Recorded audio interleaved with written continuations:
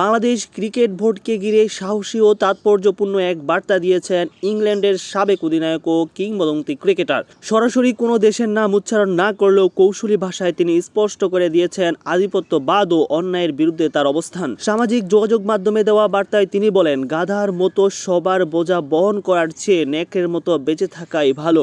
এতে কিছু মানুষ ঘৃণা করলেও অন্তত মানসিক শান্তি পাওয়া যায়। এই বক্তব্যের মধ্য দিয়েই তিনি বাংলাদেশের ক্রিকেট বোর্ডের সাহসী সিদ্ধান্তকে সম্মান জানিয়েছেন। ভারতের বিপক্ষে বিশ্বকাপ বয়কট করে বাংলাদেশে যে অবস্থান নিয়েছে সেটিকেই তিনি কোনোভাবে ভুল বলে মনে করেন না, বরং তার মতে এটি ছিল দেশের সম্মান ও আত্মমর্যাদা রক্ষার এক দৃঢ় ও প্রয়োজনীয় সিদ্ধান্ত।